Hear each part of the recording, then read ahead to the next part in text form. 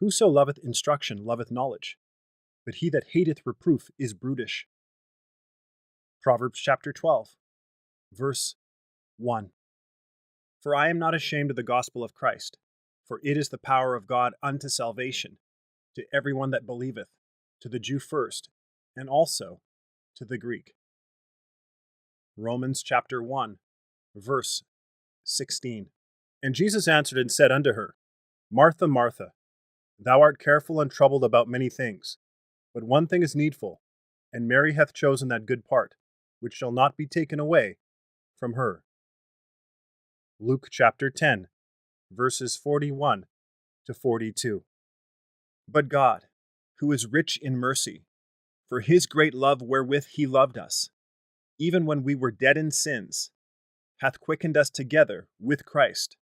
By grace ye are saved. Ephesians chapter 2, verses 4 to 5. Who is a God like unto thee, that pardoneth iniquity, and passeth by the transgression of the remnant of his heritage? He retaineth not his anger forever, because he delighteth in mercy. Micah chapter 7, verse 18. And this is the confidence that we have in him, that, if we ask anything according to his will, he heareth us.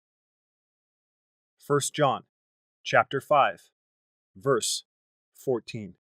The Spirit of the Lord is upon me, because the Lord hath anointed me to preach good tidings unto the meek.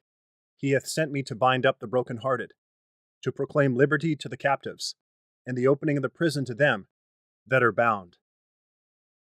Isaiah chapter 61, verse 1. He that is of a proud heart stirreth up strife, but he that putteth his trust in the Lord shall be made fat.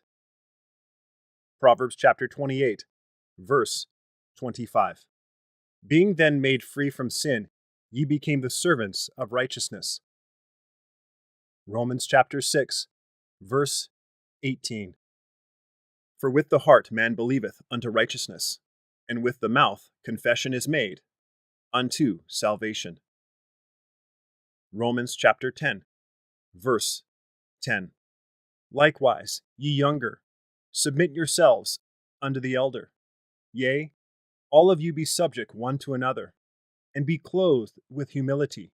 For God resisteth the proud, and giveth grace to the humble. 1 Peter chapter 5, verses 5 to 6.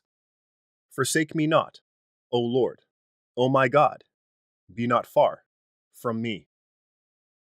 Psalm 38, verse 21. And let us consider one another, to provoke unto love and to good works, not forsaking the assembling of ourselves together, as the manner of some is, but exhorting one another, and so much the more, as ye see the day approaching. Hebrews chapter 10, verses 24 to 25. When thou goest, it shall lead thee. When thou sleepest, it shall keep thee. And when thou awakest, it shall talk with thee. Proverbs chapter 6, verse 22. Rejoice with them that do rejoice, and weep with them that weep. Romans chapter 12, verse 15. Give me understanding, and I shall keep thy law. Yea, I shall observe it with my whole heart. Psalm 119, verse 34. My little children, these things write I unto you, that ye sin not. And if any man sin, we have an advocate with the Father, Jesus Christ, the righteous. 1 John chapter 2, verses 1 to 29. He that dwelleth in the secret place of the Most High shall abide under the shadow of the Almighty. Psalm 91, verse 1. And all things are of God, who hath reconciled us to himself by Jesus Christ, and hath given to us the ministry of reconciliation. 2 Corinthians chapter 5, verses 18 to 21. Knowing that Christ being raised from the dead dieth no more, death has no more dominion over him.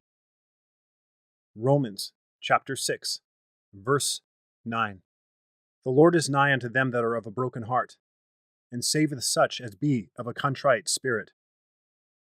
Psalm 34, verse 18. Judge not, that ye be not judged. Matthew chapter 7, verses 1 to 5. It is an honor for a man to cease from strife, but every fool will be meddling. Proverbs chapter 20, verse 3. Be still and know that I am God.